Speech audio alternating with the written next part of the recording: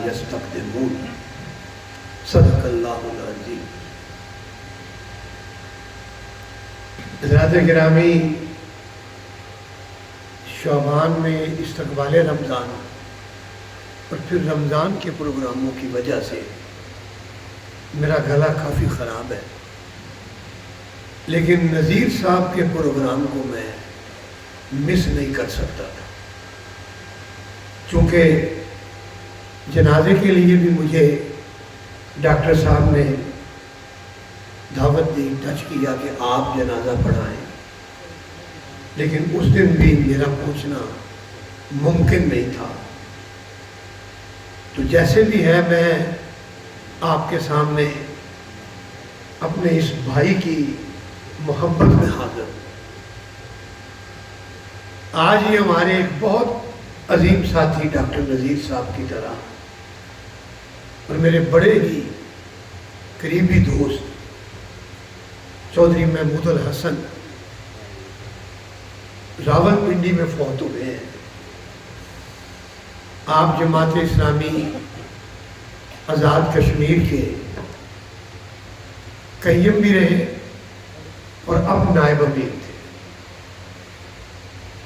ایک طویل بیماری میں سے گزر کے وہ آج اپنے اللہ کے ہاں پہنچ گئے ہیں۔ بھائی نذیر احمد ڈاکٹر نذیر صاحب کا تذکرہ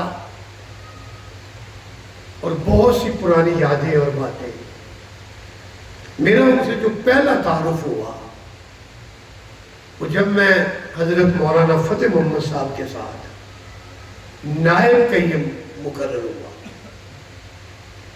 یہ 1987 کا زمانہ تھا۔ جناب توقیر احمد خان صاحب امیر ضلع تھے اور شاد صاحب ان کے قیم ضلع تھے،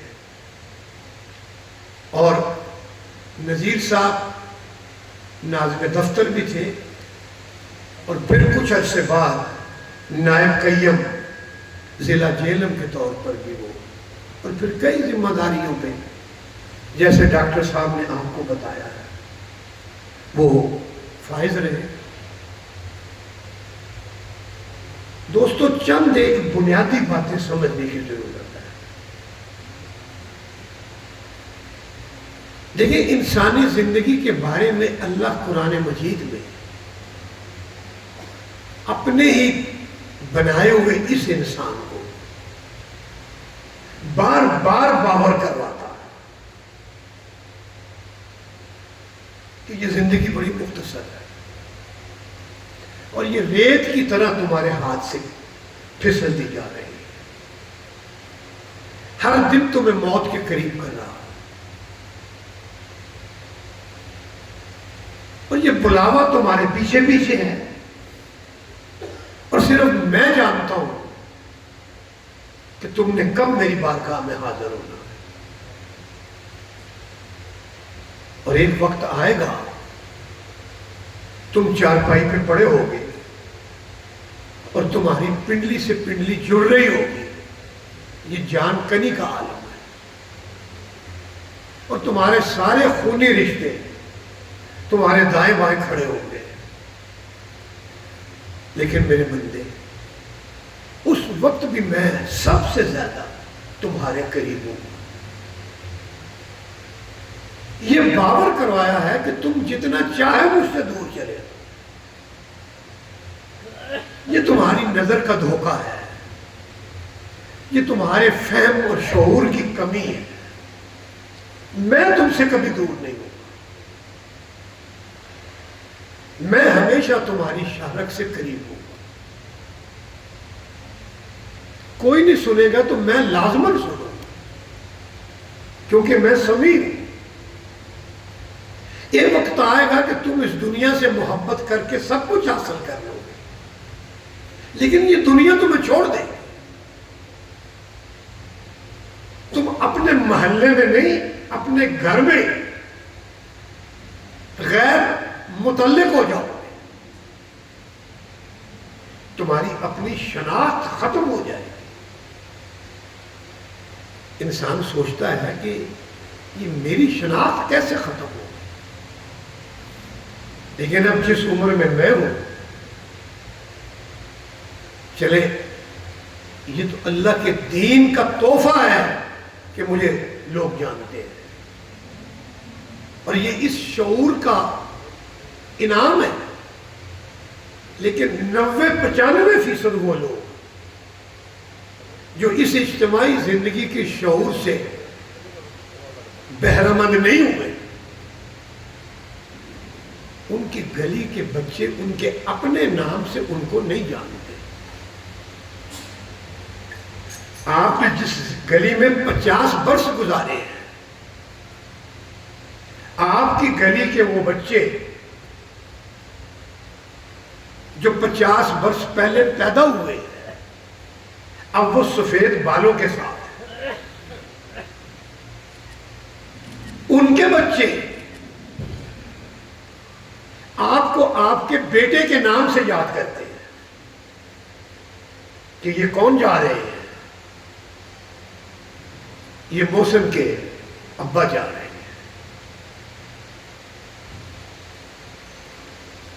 ایک وقت ایسا آتا ہے کہ انسان گھر کے اندر پڑا ہوتا ہے، اس کے رشتہ دار بھی اس کو بھول چکے ہوتے ہیں۔ جب وہ کسی کے سامنے ذکر ہوتا ہے تو وہ کہتا ہے کہ اچھا وہ بھی حیات ہے،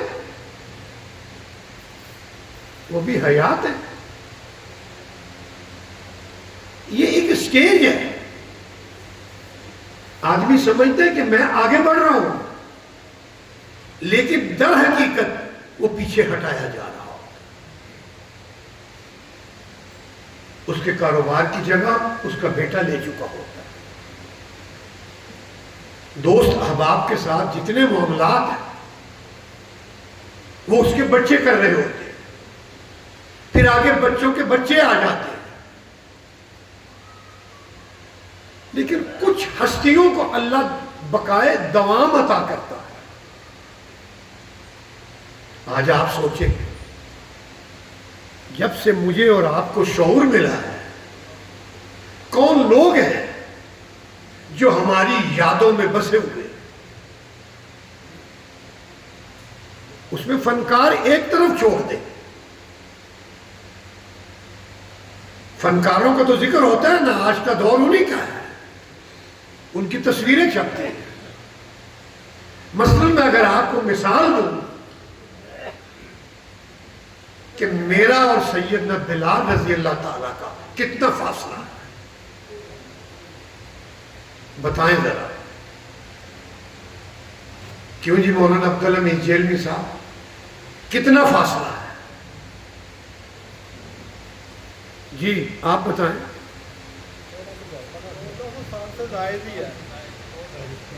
14 صدیوں کا فاصلہ۔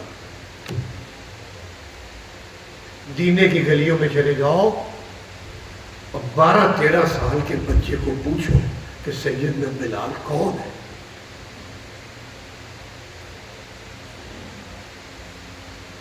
بچہ آپ کو بتائے گا کہ سیدنا بلال صحابی ہے اور میرے دل کا نور ہے، میرے دل کا ٹکڑا ہے۔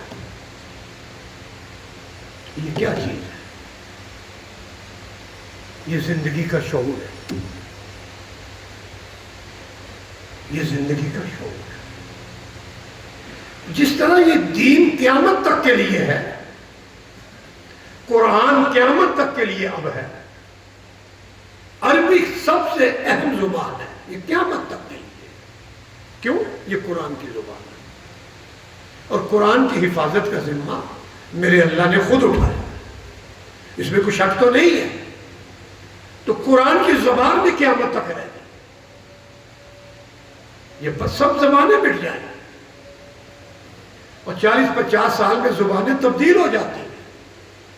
1400 سال میں انگریزی نہیں رہی، فرینچ نہیں رہی، چائنیز نہیں رہی، سنسکرت بھی تبدیل ہو گئی، عربی تبدیل نہیں ہوئی۔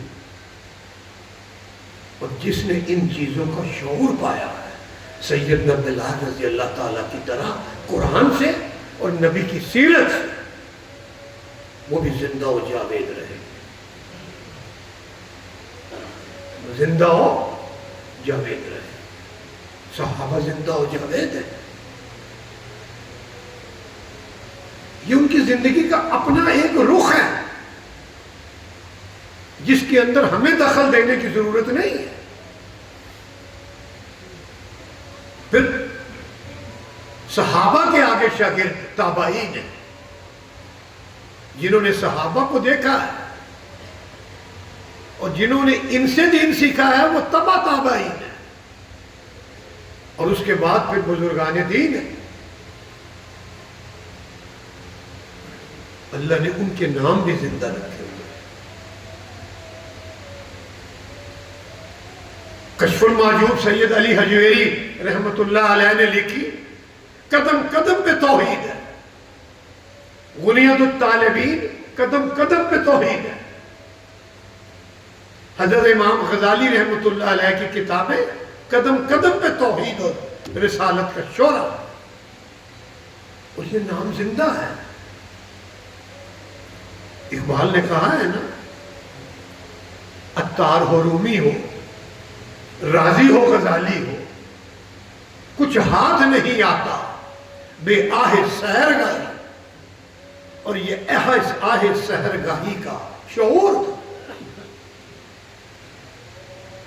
عزیزو، یہ شعور ہے جو انسان کو ایک کاغذ کے پرزے سے یا ایک زمین پہ پڑی ہوئی معمولی چیز سے اٹھاتا ہے اور دنیا کی سرداری پہ بٹھا دیتا ہے۔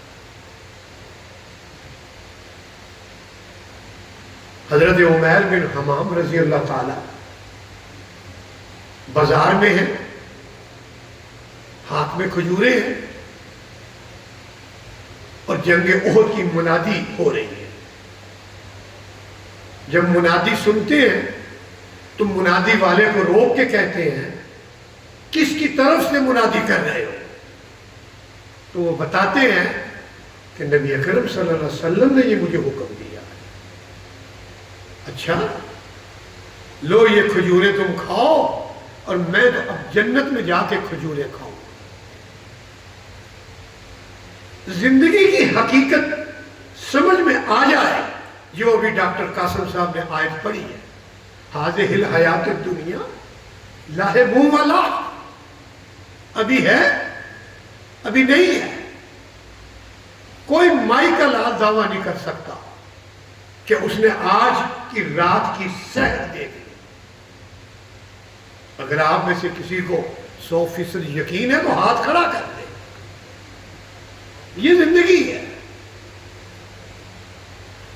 اور شعور کا جو سب سے پہلا امتحان ہے کہ انسان اپنی موت سے بے خوف ہو جاتا ہے۔ غافل جسے سمجھے ہیں اختتام زندگی، غافل جسے سمجھے ہیں اختتام زندگی ہے شام زندگی، صبح دوام زندگی۔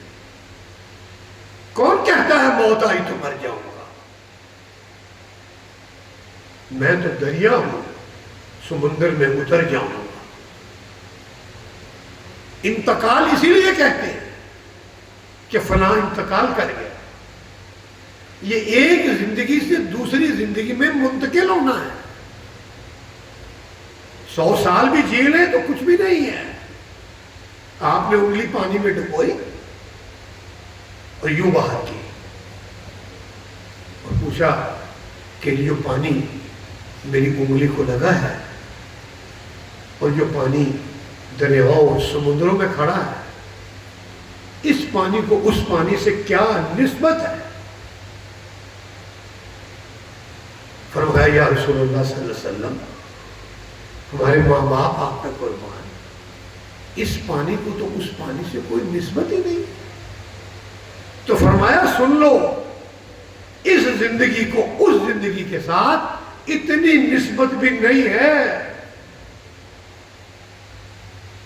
جو اس پانی کو سمندروں کے پانی سے۔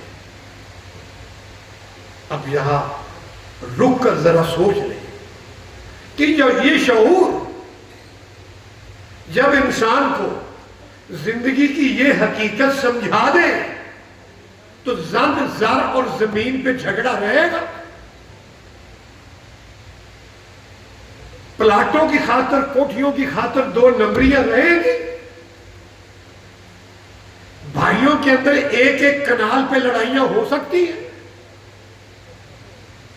یہ تصور ہی اصل میں انسان کو تبدیل کرتا ہے، تو دنیا تبدیل ہو جاتی ہے۔ فوج مسائل حل نہیں کر سکتی۔ پاکستان کی فوج 70 سال سے قابض ہے، یہ سب سے بڑی مثال ہے۔ ہر دن بربادی کی طرف بڑھ رہا ہے، آدھا ملک گیا ہے، اب باقی جان کے لالے پڑے ہوئے۔ ایف آئی اے، پولیس، کوئی انسانوں کی اصلاح نہیں کر سکتا۔ انسانوں کے شعور کا بلند ہونا، ہمارے شعور کی بلندی ہمارے نبی سے وابستہ ہے، سرور کائنات سے وابستہ ہے کہ یہ شعور انہوں نے دی۔ اسی شعور کو آج یورپ کی قوموں نے اپنے ہاں تعلیم کا ذریعہ بنایا اور وہ دنیا پہ راج کر رہے ہیں۔ وہ زمانے میں معزز تھے مسلمان ہو کر، اور تم خار ہوئے تارک قرآن ہو کر۔ یہ شعور جب ایک بندے کو ملتا ہے تو وہ ڈاکٹر نذیر ہے، وہ ڈیرہ غازی خان والے ہوں یا وہ آپ کے دینے کے ڈاکٹر صاحب، اسے زندگی کی حقیقت پتہ چل جاتی ہے، اسے یہ کھانوں کی حقیقت پتہ چل جاتی ہے۔ پھر وہ مکانوں پہ اپنا پیسہ خرچ نہیں کرتے کہ اتنا ہی کرو جتنا رہنا ہے، پھر وہ زن زر اور زمین کے لیے سب کچھ نہیں کرتے ہیں، پھر یہ کریکٹر وجود میں آتا ہے۔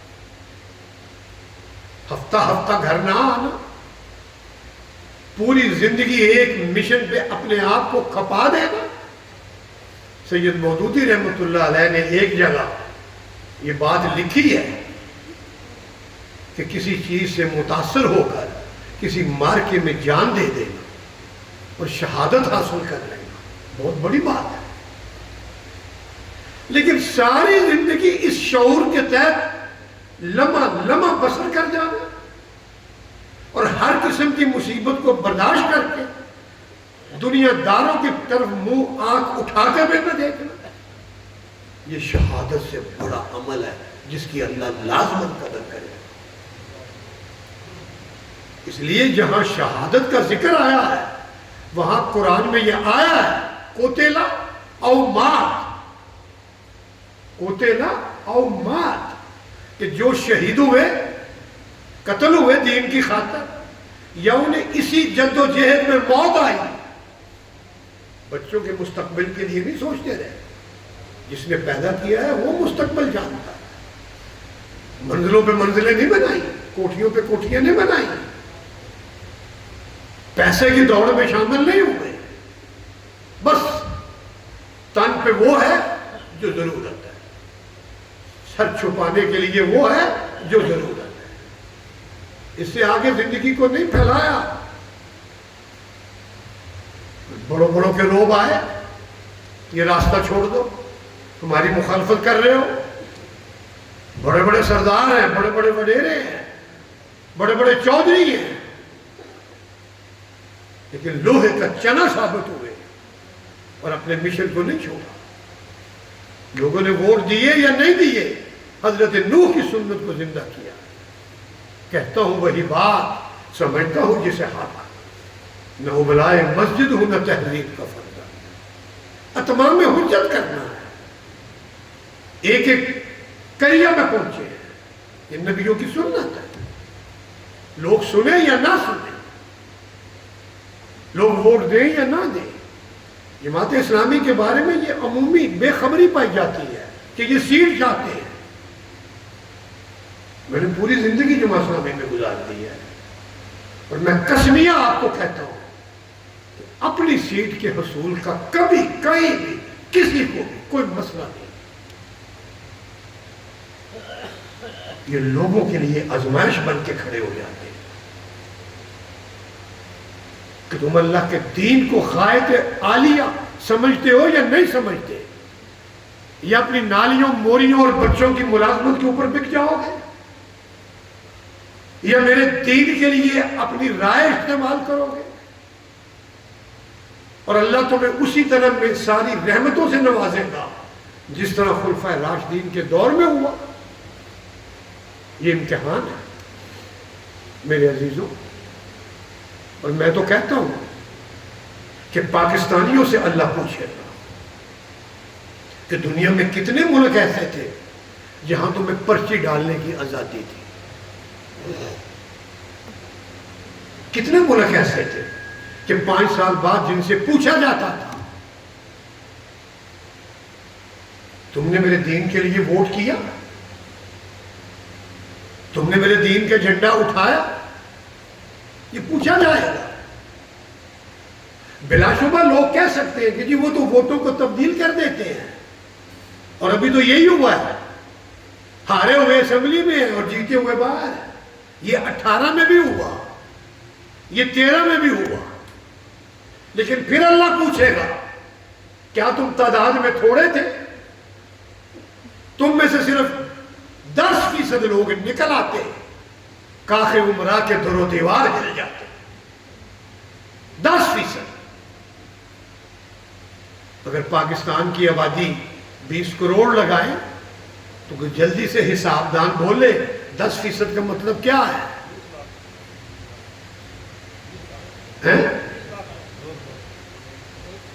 ہاں جی، 20 لاکھ۔ جس دن پاکستان میں 20 لاکھ آدمی سڑکوں پہ کھڑا ہو گیا، کسی مائی کے لال میں جرأت نہیں ہے کہ وہ اس قوم کو اسلام کے نظام سے دور رکھ سکے، اور یہ 10% ہے، اور یہاں 95% مسلمان ہیں۔ اور میں سید مودودی کی ایک اور بات آپ کو بتاتا ہوں، آپ نے کبھی اکثریت کا لفظ استعمال نہیں کیا، آپ نے معتدل تعداد۔ اب معتدل تعداد کیا ہے؟ جیلم دینا شہر کی آبادی کتنی ہے جی؟ 1 لاکھ کم و بیش، اور 1% کتنے ہوئے؟ 1000۔ ڈاکٹر قاسم کی اپیل پہ جہاں یہ کہیں 1000 آدمی سر پہ کفن باندھ کے کھڑا ہو جائے، مجھے بتاؤ دینا پہ حکم کس کا چلے گا؟ عمر بولو نا۔ ڈاکٹر صاحب 1000 آدمی، اس تھانے پہ ظلم ہوا ہے، پہنچو۔ یہ ڈپٹی کمشنر آیا ہے، اس کی گردن میں سریا ہے، پہنچو۔ انہوں نے جھوٹا پرچہ کیا ہے، پہنچو۔ یہ غلط کام نہیں ہونے دیں گے۔ 1000 آدمی صرف۔ کون کہتا ہے موت آئی تو مر جاؤ؟ میں تو دریا ہوں، یہ شعور ہے۔ یا رزق کا خوف ہوتا ہے یا موت کا خوف ہوتا ہے، اور یہ شعور منتقل ہوا ہے ہمارے اس محترم کو کہ رزق بھی میرے رب کے قبضے میں ہے اور موت اور زندگی بھی میرے رب کے قبضے میں ہے۔ اور جب تمہیں کوئی دوسرا موت سے خوفناک خوف کر دے تو تم نے پھر شرک کیا یا نہیں کیا؟ اے طائر لاہوتی، اس رزق سے موت اچھی جس رزق سے آتی ہو پرواز میں کوتاہی، اور اگر رزق کے خوف سے تم خدا کو بھول جاؤ، اس کے بندوں کے اوپر قیامت برپا کر دو، ان پہ تم بمباریاں کرو، ان کو تم حوالاتوں میں دو، ان کو تم ماں اور بہنوں سے جدا کر کے کئی سال کے لیے کہیں پھینک دو، تم نے نمرود سے کم شرک کیا، تم نے فرعون سے کم شرک کیا۔ لاکھ عمرے کرو، لاکھ حج کرو، میں تمہیں معاف نہیں کروں گا۔ یہ بزدلی کے راستے ہیں۔ شیطان ہمیشہ رب سے دور کر کے انسانوں کو بزدلی کے راستے پہ چلاتا ہے۔ اے طائر لاہوتی، اس رزق سے بہت اچھی جس رزق سے آتی ہو پرواز میں کوتا۔ صحابہ کی بلندیوں کا وجہ کیا ہے؟ کہ یہ فلسفہ انہوں نے سمجھ لیا۔ ان کو رزق کی تنگی زمین بوس نہیں کر سکی، ان کو موت کا خوف سر نگو نہیں کر سکا، انہیں رسول کی محبت اور جنت کی طرف، انہیں رب کی رضا سب پہ حاوی کر گئی، اور دی اذانیں کبھی یورپ کے کلیساؤں میں اور کبھی افریقہ کے تپتے ہوئے صحراؤں میں، شان آنکھوں میں نجکتی تھی جہانداروں کی، اور کلمہ پڑھتے تھے ہم چھاؤں میں تلواروں۔ میرے عزیزوں، آپ کا ڈاکٹر صاحب سے جو بھی تعلق ہے اللہ اس کو قبول فرمائے، لیکن اس پیغام کو سمجھیں، اس پیغام کو اپنی زندگی کے اندر انگیخت کریں، اس پہ کھڑے ہو جائیں۔ یہ جماعت اسلامی کا مسئلہ نہیں ہے، یہ میرا اور میرے رب کا مسئلہ ہے، یہ میری بندگی کا مسئلہ ہے، یہ رسول کی رسالت پہ ایمان کا مسئلہ ہے۔ میرے نبی نے کیوں اتنی تکلیفیں اٹھائیں؟ وہ تو دولت بھی دیتے تھے۔ جب عتبہ آیا ہے، آپ بیت اللہ میں ایک طرف بیٹھے ہوئے تھے، صحیح بخاری اور مسلم دونوں کی روایت ہے، اور عتبہ رشتے میں آپ کا چچا تھا، بہت بڑا سردار تھا، اور ان ساروں نے بھیجا کہ جاؤ، جا کے سمجھاؤ۔ عتبہ نے آ کے یہ کہا، بڑی مشہور روایت ہے، بھتیجے اشارہ کرو اگر شادی کرنا چاہتے ہو، ہم کرتے ہیں۔ دولت چاہتے ہو تو بتاؤ کتنی، ہم جمع کر کے دیتے ہیں، اور اگر سرداری چاہتے ہو تو ہم تمہیں سردار بنانے کے لیے تیار ہیں۔ مجھے انہوں نے مینڈیٹ دے کے بھیجا۔ جب عتبہ خاموش ہوئے تو فرمایا، چچا آپ نے کچھ اور کہنا؟ فرمایا نہیں بھتیجے، اب آپ ہی کہو، دیکھو اچھی بات کرو، وہ خوش ہو جائے سارے۔ کہا، چچا مجھ سے اچھی بات کون کرے گا؟ اور سورہ حام میم سجدہ کی تلاوت شروع کر۔ بولو ذرا، کس سورہ کی تلاوت کی؟ اس کو پڑھیے گا۔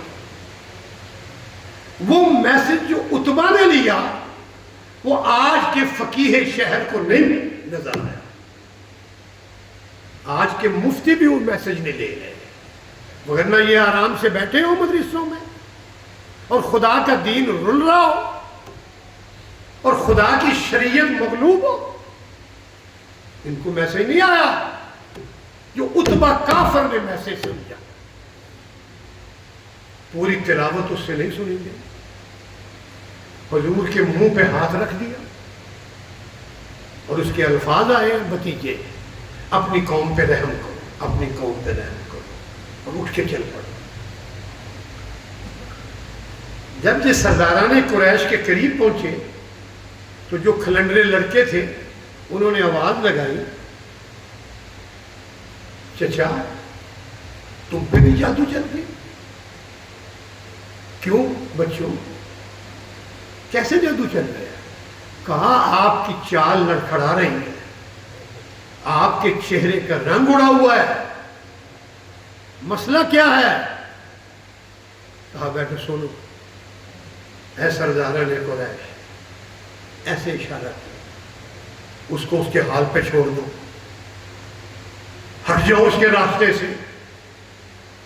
اگر وہ روم و ایران کے ساتھ لڑائی میں پس گیا، اب یہ ترجمہ نکالو کہاں ہے سورہ حامیم سجدہ میں،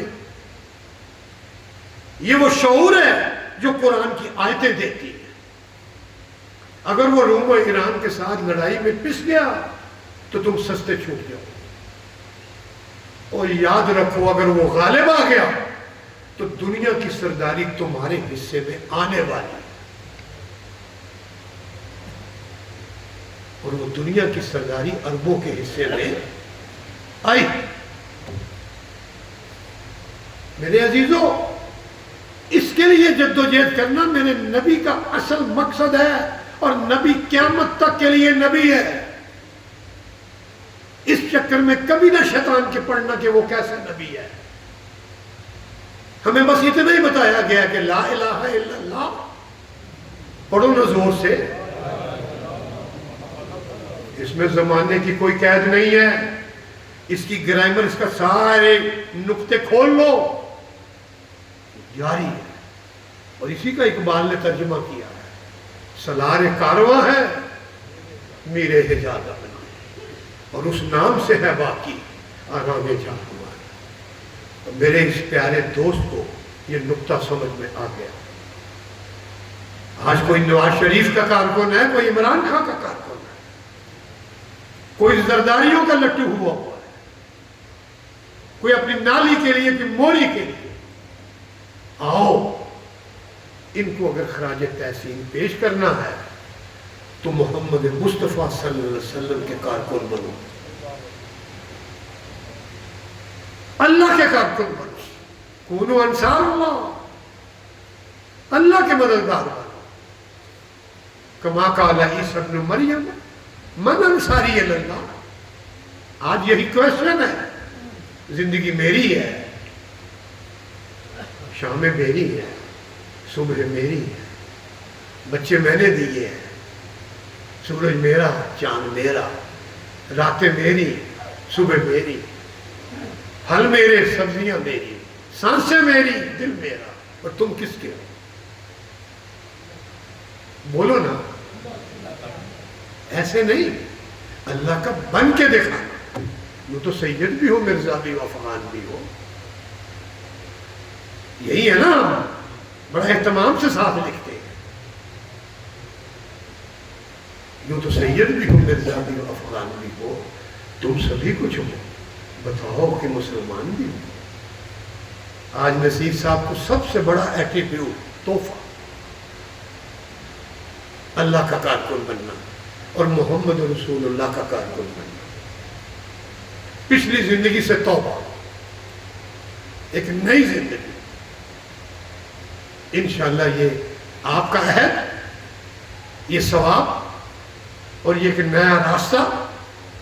اور اگر اسی میں موت آ گئی تو اللہ سارے پچھلے گناہ معاف کرے گا، اور میرے اس عظیم دوست کو اس نشست کا سارا ثواب جو ہے وہ وہاں پہنچے گا.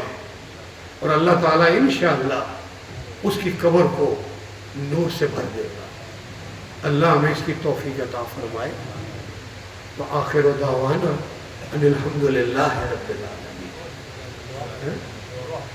ایک دفعہ سورہ فاتحہ پڑھیں اور 3 دفعہ سورہ اخلاص.